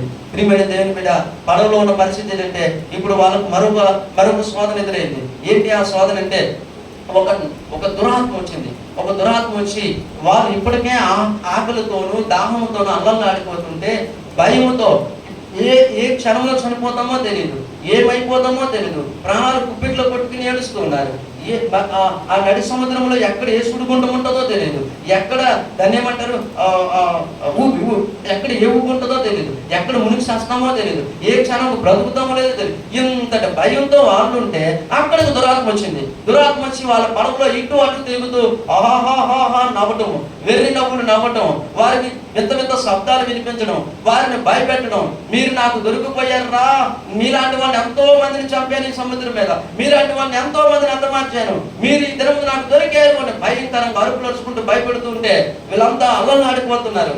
ప్రియమైన దేవుని బిడ్డ, గాలికి చెట్టు ఊగిపోతున్నట్టుగా ఊగిపోతున్నారు. అప్పుడు ఈయన మోకరించి, యేసయ్యా ఇంతవరకు నేను చేసిన ప్రార్థనలో జవాబిచ్చావు నాయన, ఈ ఏంటి ప్రభు ఈ దురాత్మ మమ్మల్ని ఇలా భయపెడుతుంది, అయ్యా దయచేసి దురాత్మ నుంచి మమ్మల్ని విడిపించండి, ఈ దురాత్మకు బుద్ధి చెప్పండి, దురాత్మను పారదలండి. ఎన్నో మార్లు నా భార్య చెప్పింది, దయ్యములను వెలగొట్టే దేవుడు అంటే నువ్వు ప్రభా సహాయం చేయని ప్రార్థన చేస్తే, ప్రియమైన దేవుని బిడ్డ, ఆ దురాత్మ 3 రోజుల తర్వాత పట్టాపంచలు అయిపోయిందండి. దేవునికి స్తోత్రం. 3 రోజులు అని అల్లలాడించింది, కానీ ప్రార్థన విన్న దేవుడు దాన్ని పట్టాపంటలు చేశాడు. 3 రోజుల తర్వాత కనబడడం మానేసింది. ఇక వీళ్ళు ఇంకా చాలా సంతోషించాడు ఈయన. కానీ ఈ విషయాలన్నీ వాళ్ళకి అర్థం అవడం లేదు. ఆ నెల్లూరు నుండి వచ్చినటువంటి 5 వారికి అర్థం అవడం లేదు. సో ప్రియమైన దేవుని బిడ్డ, వీళ్ళు రోజు చేపలే తింటారు, చేపలు తినలేకపోతున్నారు. అప్పటికే 40 రోజులైంది. చాలా నీరసించిపోయారు. వల వేసి చేపలు పట్టడానికి కూడా ఓపిక లేదు ఎవరికి. ఇప్పుడు ఏం చేయను అలా బాధపడుతూ చాలా నీరసంగా కూర్చున్నారు. ప్రభుకు మాత్రం ఈయన ప్రార్థన చేస్తున్నాడు, యేసయ్య ఇప్పుడు వరకు ఎన్నో మేలు చేసావు నాయన, ఆకలికి అల్లాడిపోతున్నావు నాయన, ఏదో పంపించిన ఆయన అంటే ఇశ్రాయేలు జీవితంలో దేవుడు చేసినట్టుగా ఒక అద్భుతం చేశాడు. ఏంటి అద్భుతం అంటే, ఆకాశ పక్షులు వచ్చి వాళ్ళ ముందునే వాలేమంట. దేవుడికి స్తోత్రం. కొంగలు పక్షులు పూరేళ్ళు వచ్చినప్పుడు వాళ్ళు ఇలా పట్టుకుంటే దొరికేవంట చేతికి. మీరు ఎప్పుడైనా చెరువుల దగ్గరికి వెళ్ళారా? చెరువుల దగ్గర కొంగలు ఉంటాయి. మనం ఇలా ఇలా వాటి ముందుకు వెళ్తే కదా కుర్రని ఎగిరిపోతాయి. కొంగలను పట్టుకున్నట్టు సాధ్యమా? కానీ అవి వాళ్ళ ముందుకు వచ్చి వాళ్ళే ఓపిక లేకుండా ఇలా కూర్చుంటే మమ్మల్ని పట్టుకొని తినండిరా అన్నట్టు వాళ్ళ ముందుకు వస్తే వాళ్ళకి ఇలా పట్టుకొని ఇలా తీరుకుని ఇలా తిన్నాడు. దేవునికి స్తోత్రం. ఆహా, ఎంత గొప్ప దేవుడు అయ్యాను. అతనికి ఆనందం పెరుగుతుంది, అతనికి విశ్వాసం పెరుగుతుంది. ఇంకా ప్రార్థన చేస్తున్నాడు, ఇంకా ప్రార్థన చేస్తున్నాడు. కాస్త 45 రోజులు 50 రోజుల దగ్గరికి వచ్చింది పరిస్థితి. 50 రోజులు ఆకలికి తానలేక 5 వర్కర్లో ఒక వర్కర్ చనిపోయాడు.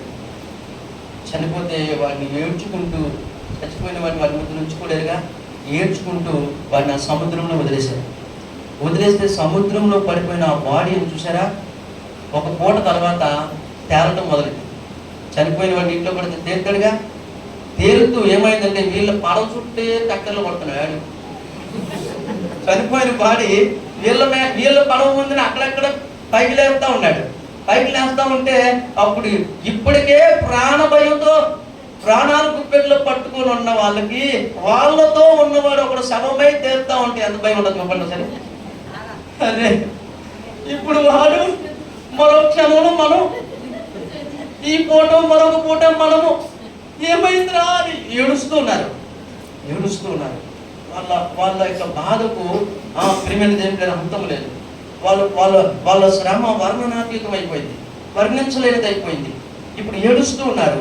ఏడుస్తూ ఉండగా ఆ నలుగురికి ఒక ఆలోచన వచ్చిందంట. ఏం ఆలోచన అంటే, ఒరే వీడి వల్లనేరా మనం ఇక్కడికి వచ్చాము, వీడి వల్లనేరా మన కుటుంబాలకి మనం దూరం అయిపోయాం, వీడి వల్లనే ఇప్పుడు మనం చనిపోతున్నాంరా, మనము ఎలాగో ఆకలేస్తుంది కదా, వీడిని చంపుకొని తినేద్దాంరా అని వాళ్ళ నలుగురు యొక్క విష చూపులు చూస్తున్నారంట. వాళ్ళు నలుగురు గుసగుసలు ఆడుకుంటుంటే విన్నాడంట. విని ఇంకా రెట్టింపు వేదన వచ్చిందండి. ఇప్పటికే ప్రభువా ఎంతో శ్రమ ఉందనుకుంటే నా పక్కన వారిని నా మీద విషపు చూపు చూస్తున్నారు ఏంటి నాయన, దయచేసి కాపాడు నాయన, దయచేసి నా భార్య ఆరాధిస్తున్న యేసయ్యా నన్ను కాపాడు నాయన అని ప్రార్థన చేయడం మొదలుపెట్టాడు. వచ్చి రాని వారు ప్రార్థన చేస్తే దేవుడు త్వరగా జవాబిస్తాడు. దేవునికి స్తోత్రం. ప్రభు దగ్గరికి వచ్చిన కొత్తగా ఎవరైనా వచ్చిన వారు చేసిన ప్రతి ప్రార్థనకి ఆయన జవాబిస్తాడు. ఆయన ప్రేమమయుడు, ఆయన శక్తి ఏంటో, ఆయన ప్రేమ ఏంటో తెలియపరుచుకుంటూ ఉంటాడు. ఇంటి దగ్గరేమో పరిస్థితి ఎలా ఉందంటే భార్య ఇంకా ఏడుస్తుందని ఇక ఇరుగు పొరుగు వాళ్ళు చుట్టుపక్కల వాళ్ళందరూ ఈమెకు పిచ్చి పట్టింది అనుకున్నారు.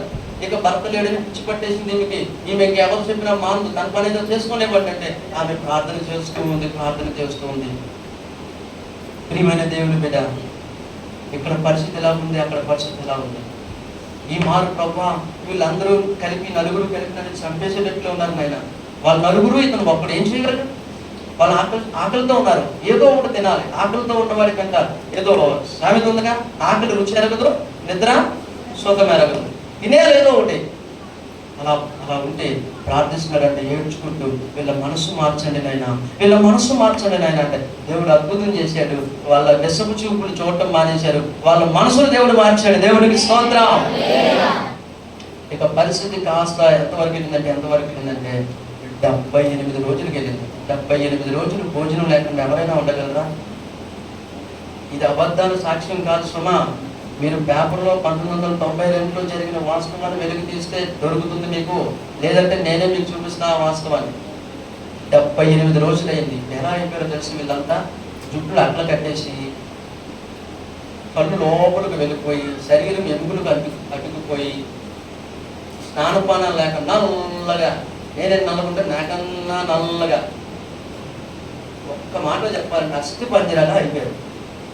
శవాల్లాగా పడిపోయారు. దాంట్లో పడవ అయితే వెళ్తుంది, వాళ్ళు శవాల్లా పడ్డారు. కనీసం మాట్లాడడానికి కూడా ఓపిక లేదు, కనీసం చేయి సైగ చేయడానికి కూడా ఓపిక లేదు వాళ్ళు. ఇప్పుడు 78 రోజులకి పడవ ఎక్కడికి వెళ్ళిందంటే కొట్టుకుంటూ శ్రీలంక వెళ్ళిందా? దేవుడికి స్తోత్రం. శ్రీలంక వెళ్తే అక్కడ కొంతమంది జాలర్లు పడవని చూశారంట. అధికారులకు చెప్పారంట, అధికారులు పరిగెత్తుకుంటూ వచ్చారంట. పడవలో ఉన్న వాళ్ళని చూస్తే దెయ్యాలా ఉన్నారు వీళ్ళు, ఒరే మన శత్రు దేశము మన మీద ఏదో పన్నాగం చేసి వీళ్ళు పంపించారు కాబట్టి వీళ్ళు ఏదో మాంత్రికుల్లా ఉన్నారు, మనం వెళ్ళామంటే కళ్ళ చూపుతోనే చంపేసేటట్టు ఉన్నారు, కాబట్టి వీళ్ళు దయ్యాలే, ఏమాత్రం సందేహం లేదు, కాబట్టి వీళ్ళను మనము గనపెట్టి కాల్చి చంపేద్దాం అనుకుంటున్నారంట. వీళ్ళు గుసగుసలు మాట్లాడుకుంటున్నారంట ఆ పడవ దగ్గరికి వచ్చి. ఈ యజమానుడు పని ఓపిక లేక, మాట్లాడడానికి కూడా ఓపిక లేక, ప్రియమైన దేవుని బిడ్డ కళ్ళలో నీళ్లు మాత్రమే కాల్చుకున్నాడు. దేవుడికి మాత్రం మొరపెడుతున్నాడు, అయ్యా ఇంతవరకు కనీసం మనుషుల్ని మేము చూస్తామన్న ఆశ కూడా మాకు లేదయ్యే. ఇప్పుడు 78 రోజుల తర్వాత మనుషులను చూసామని ఆనందపడుతూ ఉంటే, అయ్యో మా తోటి మనుషులను చూసాం, వారు మమ్మల్ని రక్షిస్తారని ఆశపడుతూ ఉంటే ఇప్పుడు వీళ్ళు చంపేస్తాం అంటున్నారండి. ప్రభా మీరు నన్ను కాపాడవా, నాతో పాటు ఈ వర్కర్స్ని కాపాడవా ప్రభా అని ఏడుస్తూ ఉన్నాడట. వాళ్ళ మనసును మార్చండి నాయన అని ఏడుస్తూ ఉంటే ప్రభు వాళ్ళ మనసులో మార్చాడట. దేవునికి స్తోత్రం. వాళ్ళలో కొందరు అన్నారంటే అలా కాదు, వీళ్ళని తీసుకెళ్ళి హాస్పిటల్లో వేద్దాం, వీళ్ళైతే బాగా ఎక్కువ రోజులు ప్రయాణం చేసి వచ్చినట్టున్నారు కాబట్టి వీళ్ళు ఇలా అయిపోయారు, హాస్పిటల్లో జాయిన్ చేద్దాం, ట్రీట్మెంట్ ఇప్పిద్దాం, ట్రీట్మెంట్ అయ్యి ఆరోగ్యపడతారు కదా, ఆరోగ్యం వచ్చిన తర్వాత వీళ్ళు సంగతి తేల్చుదామని చెప్పి హాస్పిటల్లో జాయిన్ చేశాడు. హాస్పిటల్లో ట్రీట్మెంట్ అయింది, ఆరోగ్యం పుంజుకున్నారు. ఇప్పుడు ఏంట్రా అని ఆరా చేస్తే పలానా మేము 78 రోజుల నుంచి ఆహారం లేకపోతే వాళ్ళు ఆశ్చర్యపోయారట. 78 రోజుల నుంచి భోజనం లేకుండా ఎలా బ్రతికారా, ఏ దేవుడు రా మిమ్మల్ని రక్షించాడంటే మా యేసయ్య రక్షించాడు ఈ యజమానుడు చెప్తున్నాడట. చెప్తుంటే ఇది ఆ నోట తెలిసింది. కొంత అక్కడున్న క్రైస్తవులకు తెలిసింది. క్రైస్తవులు అందరూ గుంపులు ఒరే మన దేవుడు పెట్టినట్టరా, 78 రోజులు సముద్రంలో ప్రయాణం చేస్తారంటరా, దేవుడు అద్భుతాలు చేశాడంటరా, దేవుడు కాపాడారంటరా, రండిరా మనం చూద్దామని హాస్పిటల్ దగ్గరికి పరిగెట్టి వెళ్ళి పళ్ళు పలహారాలు పట్టుకొని, పళ్ళు ఇచ్చిన వాళ్ళు పళ్ళు, ఆహారం పెట్టిన బ్రెడ్ ఇచ్చిన వాళ్ళు బ్రెడ్, డబ్బులు ఇచ్చిన వాళ్ళు డబ్బులు ఇచ్చి వాళ్ళని ఎంతో బలపరిచి వాళ్ళని వాళ్ళ సంఘాలకు తీసుకొని వెళ్ళి ఆ సంఘాల్లో సాక్ష్యం చెప్పించి వాళ్ళకి ఆహారం పెట్టి ప్రియమైన దేవుని బిడ్డ వారిని బలపరిచారు. దేవునికి స్తోత్రం. వాళ్ళు వచ్చిన తర్వాత వాళ్ళెంతో ఆనందపడి ఆ ఆనందంతో వాళ్ళ సమాచారము గవర్నమెంట్ వారికి చెప్పారు. అయ్యా పలానా ఓడ పలానా మనుషులు ఎలా వచ్చారంటే, అవునా ఇన్ని నెలలు వాళ్ళు ఏమైపోయారు. ఆ రోజు ఏ పడవ, సౌజన్య అనే పడవ, ఏ నెంబరు SE8 అనే నెంబరు, ఈ పడవ ఏమైంది, ఒక రోజు మాకు కంప్లైంట్ ఇచ్చారు, గల్లంత అయిపోయిందని చెప్పాం కదా, ఇప్పుడు ఎక్కడుంది ఆ పడవ, ఇప్పుడు వరకు ఉన్నారా మనుషులు, అసలు బ్రతుకున్నారా, ఇది చాలా మిరాకిల్ అని చెప్పి ఆ గవర్నమెంట్ వారు వచ్చి పరిశీలన చేసి ఏ పేరు నీ పేరు అందరూ వాళ్ళు అక్కడ కంప్లైంట్ ఇచ్చిన పేర్లే అవన్నీ. ఏ ఊరు ఆ ఊరు కంప్లైంట్ ఇచ్చిన ఊర్లే. వెంటనే వాళ్ళు ఇక్కడ గవర్నమెంట్ వారికి ఫోన్ చేశారు, ఇక్కడ సమాచారం అందించారు. వీళ్ళు అన్నారు వీళ్ళు అవక అయిపోయారు, అవునా వాళ్ళు మా వాళ్ళే పంపించారంటే అక్కడ ఫ్లైట్ బుక్ చేసి ఆ ఫ్లైట్ మీద వాళ్ళని మన దేశం పంపించారు. మన దేశం వాళ్ళని ఆహ్వానించి ఎవరి ఊళ్ళకి వాళ్ళు పంపిస్తే ఇంచుమించుగా 100 రోజుల తర్వాత తన భర్త తన ఇంటి ముందుకు వస్తే ఆ భార్య ఆనందం ఎలా ఉంటుందో సార్ ఆలోచించండి. ఇన్ని రోజులు ఉపవాసం ఉండి లేదా ఇన్ని రోజులు ఏకాగ్రంగా ప్రార్థన చేసుకుంటున్న ఈమె తన భర్త ఎదురు పడితే ఆమె ఆనందానికి అద్భుతుడే ఓరిని ఏడుస్తుంది. భర్త కౌగిట్లో పడిపోయి భార్య కౌగిట్లో పడిపోయి ఇతడు ఏడుస్తున్నాడు. ఏమండి ఎక్కడికి వెళ్ళిపోయారు ఇన్ని రోజులు. ఇతను అంటున్నాడు, అమ్మో నా భార్యను చూసి పిలుస్తూ, ఇదిగో నువ్వు ఆరాధిస్తున్నా యేసు ప్రభువే నన్ను కాపాడాడు, ఆయనే కానీ లేకపోతే ఈ రోజు నీ ముందు నేను ఉండకపోదును అని ఏడుస్తుంటే ఏమైందండి, ఇద్దరు కౌగిలి పట్టుకుని ఏడుస్తూ నా భర్తను చూస్తానని నాకు తెలుసు, నా ప్రభువు అద్భుతాలు చేస్తాడని నాకు తెలుసు, ఆనంద బాష్పాలు కారుస్తూ ఆ భార్య ఏడుస్తుంటే ఆ భర్త ఏడుస్తుంటే వారిద్దరూ ఆనందం చూస్తున్నాను. ఆ కుటుంబం వారి గారు ఆశ్చర్యపోయారు.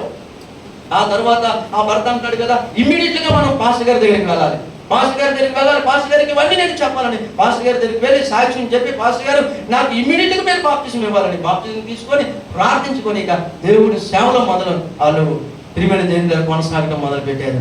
ఇది యథార్థంగా జరిగిన సత్యం. దేవునికి స్తోత్రం. ప్రార్థనలో ఉన్న విజయాలు, దేవుని సన్నిధిలో మనం ప్రార్థన చేస్తే ఆశ్చర్యమైన కార్యాలు చూస్తాం. దేవుని సన్నిధిలో మనం మొరపెడితే అద్భుతాలు చూస్తాం. అద్భుతాలు మనము కాకపోతే మరెవరు, అద్భుతాలు ఆశ్చర్యమైన కార్యాలు మనకు కాకపోతే మరెవరికి, మన ప్రభువు కాకపోతే మరెవరు. ప్రార్థించు సహోదరుడు ఆ సహోదరి, 7 రోజులు ప్రార్థనలో అద్భుతాలు జరిగాయి మనం చూసాం. 7 సంఖ్యలో ఆశ్చర్యమైన కార్యాలు జరిగాయి మనం చూసాం. కాబట్టి ప్రియమైన దేవుని బిడ్డ అద్భుతాలు ఆశ్చర్యమైన కార్యాలు చూడాలంటే ఇదిగో మరి ప్రార్థన చేయు. ఇటువంటి ఉపవాస ప్రార్థనలో పాల్గొని నీవేంకును ముందుకు కొనసాగితే గొప్ప దైవ ఆశీర్వాదాలు పొందుకోవాలని, మీరు ఇటువంటి ఆశీర్వాదాలు పొందుకోవాలని మీ సేవకులు ఎంతో భారంతో ఈ యొక్క ప్రార్థనా కొడుకులు ఏర్పాటు చేస్తూ ఉన్నారు. మీ సేవకులు మీ యొక్క బాగు కోసమో, మీ ఆశీర్వాదం కోసమో, మీ కుటుంబాలు బాగు కోసమే ఈ కార్యక్రమం ఏర్పాటు చేస్తూ ఉండగా ఇటువంటి ప్రార్థనలో ముందుకు కొనసాగాలని ఒక దైవజనుడిగా నేను మీకు మనవి చేస్తూ ఉన్నాను. ఏడు సంఖ్యలో 7వ నెంబర్లో ఎన్నో అద్భుతాలు చూసాం. 7 గంపల నిండా ఆశీర్వాదం చూసాం. 7 మార్లు ప్రార్థన చేయగా అరచేత మేఘాన్ని చూసాం. ప్రియమైనది ఏంటంటే 7వ రోజున 7 మార్లు తిరిగితే ఎరుకో కోటలు కూలిపోయిన మనం చూసాం. ఇదిగో ప్రియమైనది ఏంటంటే 7 మార్లు నయమాను మునిగితే 7వ మారు మునిగి పైకి లేచినప్పటికీ స్వస్థత మనం చూసాం. 7 సంఖ్యలో అద్భుతాలు, 7 సంఖ్యలో ఆశ్చర్యమైన కార్యాలు. కనుకనే భక్తులు పాటించారు వీటిని. అందుకనే భక్తులు పాటించారు. రిఫరెన్స్ చెప్తారు, రాసుకోండి. భక్తులు ఎలా పాటించారో, ఏ టైంలో పాటించారో చెప్తాం, జ్ఞాపకం చేసుకుందాం. పులియని రొట్టెల పండుగ 7 దినములు పాటించారు. 2వ దినవృత్తాంతాల గ్రంథము 30వ అధ్యాయము 21వ వచనం మనం చూస్తే అక్కడ పులియని రొట్టెల పండుగ 7 దినములు వారు చేశారు. అలాగే 35వ అధ్యాయం 17వ వచనము, 2వ దినవృత్తాంతాల గ్రంథం 35:17, అలాగే యెషయా గ్రంథము 6వ అధ్యాయం 21వ వచనం కూడా మనం చూస్తే అక్కడ కూడా కనబడుతుంది. 7 రోజులు పులియని రొట్టెల పండుగ వాళ్ళు జరిగించుకున్నారు. ఇక రెండోది మనం చూస్తే యాకోబు అనేటువంటి భక్తుడు తన అన్నయ్య దగ్గరికి వెళ్ళినప్పుడు అన్నయ్య తనని చంపేస్తాడేమన్న భయంతో, ప్రాణ భయంతో అన్నయ్యను కలుసుకునే లోపు 7 మార్లు మోకరించి ప్రార్థన చేశాడు. 7 మార్లు మోకరించి ప్రార్థన చేశాడు యాకోబు. భక్తులు పాటించారనే విషయం నేను మీకు తెలియజేస్తున్నాను. భక్తులు పాటించారు. దావీదు ప్రార్థన చేశాడు. కీర్తన కింద 119వ అధ్యాయం మీరు చూస్తే 164వ వచనంలో కనబడుతుంది. దినమునకు 7 మార్లు ప్రార్థన చేశాడట. దేవునికి స్తోత్రం. దావీదు దినమునకు 7 మార్లు ప్రార్థన చేశాడని లేఖనం సెలవిస్తూ ఉన్నాయి. ఒకసారి చదువుదాం ఆ మాట. కీర్తన కింద 119వ అధ్యాయం 164. కీర్తన 119, 164. నా న్యాయ విధులను బట్టి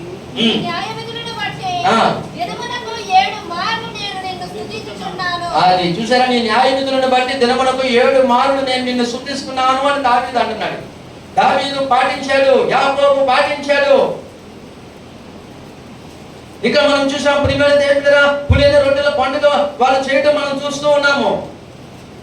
అపొస్తలుల కార్యగ్రంథము 6వ అధ్యాయం 3వ వచనం మనం చూద్దాం. అపొస్తలుల కార్యగ్రంథం 6వ అధ్యాయం 3వ వచనం చూద్దాం. హల్లెలూయా. కాబట్టి సహోదరులారా, ఆత్మతోను జ్ఞానముతోను నిండుకొని మంచి పేరు పొందిన 7 మనుష్యులను మీరు ఏర్పరచుకొనుడి. మేము వారిని ఈ పనికి నియమింతుము. అయితే మేము ప్రార్థన యందు చూశారంటే ఇక్కడ అపొస్తలులు దేవుని పని కొరకు 7 నియమించారంట. 7 అభిషేకించి దేవుని పని కొరకు 7 నియమించడం మనకు కనబడుతుంది. కాబట్టి ఎంతవరకు మనం ఏం నేర్చుకున్నాం ప్రియమైన దేవుని బిడ్డ?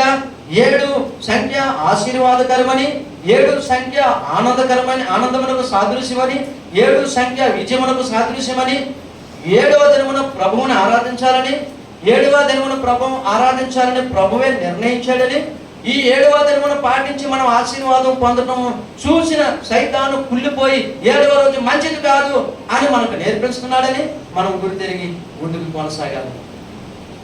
సాతానుని మనం ఏం చేయాలో తెలుసా?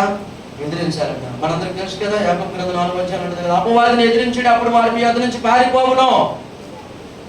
ఇటువంటి కళ్ళబొల్లి మాటలకు ఏమాత్రం చెవియకుండా సేవకులు ఏం నేర్పుతున్నారు అది నేర్చుకుంటూ ముందుకు కొనసాగండి ప్రియమైన దేవుని బిడ్డ. గొప్ప కార్యాలు మీరు చూస్తారు. అపవాదిని ఎదిరించుడి, అప్పుడు వారి మీ యొద్ద నుంచి పారిపోవును. ప్రతి విషయంలో కూడా అపవాదిని ఎదిరించాలి, ప్రార్థనాపూర్వకంగా ఎదిరించడం నేర్చుకోవాలి. చివరిగా మాట చెప్పి నేను ముగిస్తాను. 80 సంవత్సరాల ఒక వృద్ధుడు ఉన్నాడు. 80 సంవత్సరాల వృద్ధుడు అనారోగ్యంతో ఉన్నాడు. హాస్పిటల్కి తీసుకువెళ్ళారు. డాక్టర్లు చెకప్ చేశారు. చెకప్ చేసిన తర్వాత అయ్యా ఇతడు చనిపోబోతున్నాడు, ఇక తీసుకుని వెళ్ళి చాలా జాగ్రత్తగా చూసుకుంటే అన్నారు. ఇంటికి వచ్చేసాడు. భార్య పిల్లలు అందరూ జాగ్రత్తగా చూస్తున్నారు. పాస్టర్ గారు అతను పరామర్శించడానికి వెళ్ళాడు. పాస్టర్ గారు వెళ్ళి దేవుని కోసం కొన్ని మాటలు చెప్పాడు. కొన్ని మాటలు చెప్తున్నప్పుడు ఆయన తన జీవితంలో జరిగిన కొన్ని మాటలు చెప్పాడు. అప్పుడు పాస్టర్ గారు ఇలా అన్నారు, అపవాదిని ఎదిరించితే అప్పుడు వారు మీ ఎదురు నుంచి పారిపోవాలని వాక్యం చదివిస్తుంది కాబట్టి సాతానా పో అని చెప్పు నాయన అన్నాడు. పాస్టర్ గారు అలా చెప్తా 80 సంవత్సరాల వృద్ధుడు మౌనంగా ఉన్నాడు, ఏం మాట్లాడాడు. పాస్టర్ గారు మరోసారి అన్నారంట, సాతానా పో అని చెప్పు నాయన అన్నాడు. అంటే మౌనంగా ఉన్నాడంట. ఏంటి నిజాన్ని చెప్పి నేను మౌనంగా ఉంటున్నాడని 3వసారి పాస్టర్ గారు ఇన్ని మాటలు చెప్పిన అనవేమి సాతానుడా పో అను అంటే అప్పుడు మూడవది ఆయన అంటున్నాడంట, ఏం చెప్పను పాస్టర్ గారు, నేను చనిపోయిన తర్వాత పరలోకంకి వెళ్తానో నరకంకి వెళ్తానో తెలియదు కదా, ఎవరితో నేను గొడవెట్టుకోవాలి చెప్పండి అని. అక్కడ దేవుడితో కానీ ఇక్కడ సైతాన్తో కానీ ఎవరితో గొడవెట్టుకోవాలి చెప్పండి. ఇప్పుడు సైతానం పో అన్నారు అనుకోండి, నరకం వెళ్తే నా పని అయిపోతానండి. అలా ఉంటుంది కొంతమంది పరిస్థితి. సైతాన్ని ఎదిరించండి నాయన అంటే సైతానికే లోపడుతున్నారు. వెళ్ళి సైతాన్ని ఎదిరించండి బాబు అంటే సైతాన్ మాటే వింటున్నారు, సైతాన్ మాటే వింటున్నారు, సైతాన్ పనులే చేస్తున్నారు, సైతాన్ చూపులే చూస్తున్నారు, సైతాన్ వినికిడే వింటున్నారు, సైతాన్ చెప్పిన సైతాన్ ఫాలోవర్స్ అయిపోతున్నారు. అపవాదిని ఎదిరించుడి, అప్పుడు వాడు మీ ఎదురించి పారిపోవడానికి లేఖనం సెలవిస్తుందని మనము ప్రియమైన దేవుడా గమనించాలి. కాబట్టి భక్తులు ఈ విషయాలను పాటించారు. మీ సేవకులు 7 రోజులు ఈ యొక్క ప్రార్థనా కొడుకు పెట్టడం నేను చాలా ఆనందపడ్డాను. 7 సంఖ్యను నేను ఎంతో ఇష్టపడతాను. మీ సేవకులు అలా చేస్తున్నప్పుడు చాలా సంతోషపడ్డాను. మీ సేవకులు ఎంతో జ్ఞానవంతులు. ఆయన నిజంగా ప్రియమైన దేవుని బిడ్డ ఏం చేసినా ఒక క్రమంగా ఉంటుంది. సేవకులు ఫెలోషిప్లో, మా ఫెలోషిప్లో కూడా కొన్ని పద్ధతులు ఆయన పెడతాడు. అంతకు ముందు ఫెలోషిప్లో ఉన్నవారు ఏ పద్ధతులు పెట్టేవారు కాదు, కానీ దేవుడిచ్చిన జ్ఞానాన్ని బట్టి ఈ కొత్తగా ఈ ఫెలోషిప్లో ఆయన పెట్టిన పద్ధతులు చాలా ఆశ్చర్యకరంగా కనబడుతూ ఉంటాయి. మేమందరం చాలా సంతోషిస్తాం సేవకుల గారి మేము. అటు జ్ఞానం కలిగిన సేవకుని దేవుడు మీకు ఇచ్చారు, అటు జ్ఞానం కలిగిన సేవకురాలను దేవుడు మీకు ఇచ్చాడు కనుక వారు ఈ విధంగా నడిపిస్తూ ఉన్నప్పుడు చాలా సంతోషపడ్డారు. అందునిమిత్తమే ఈరోజు 7 సంఖ్యలో ఉన్నటువంటి ప్రాముఖ్యత కోసం మీకు చెప్పాలని నేను చాలా ఆశపడ్డాను. కాబట్టి ఈరోజు మన ప్రసంగం పేరేంటండి? 7 సంఖ్యలో ఉన్న ప్రాముఖ్యత. 7 సంఖ్య ఎంత విలువైనది? 7 సంఖ్య దేనికి సాదృశ్యం? ఒకసారి మనం అందరం చెప్తామా? 7 సంఖ్య మొట్టమొదటిగా ఆశీర్వాదమునకు సాదృశ్యం, రెండవదిగా విజయమునకు సాదృశ్యం, మూడవదిగా ఆనందమునకు సాదృశ్యం. కంటి మూసుకుందాం, ప్రార్థన చేసుకుందాం. ప్రతి ఒక్కరు కూడా ప్రార్థన చేసుకుందాం. హల్లెలూయా, స్తోత్రం. ప్రతి ఒక్కరు కంటి మూసుకుందాం. Thank you lord. ప్రియమైన దేవుని బిడ్డ, వినబడిన వాక్యాన్ని బట్టి ఒక్క నిమిషం మీరంతా మౌనంగా మీలో మీరు బ్రహ్మనైన సర్వశక్తిమంతుడా మీకు కృతజ్ఞతలు. ఇంతవరకు మీ సన్నిధిని నడిపించినందుకు మీకు వందనాలు అయ్యా. ఈ వాక్యం మీ పిల్లలందరినీ దీవించండి, ఆశీర్వదించండి. ఈ వాక్యం వారి హృదయాల్లో ఫలింపజేయమని, వారిని దీవించి ఆశీర్వదించమని, కృప చూపించమని, సకల మహిమ ఘనత ప్రభావములు మీ నామములకే పొందుకోమని యేసు క్రీస్తు పరిశుద్ధ నామములు అడిగి వేడుకుంటున్నాము తండ్రి. ఆమేన్.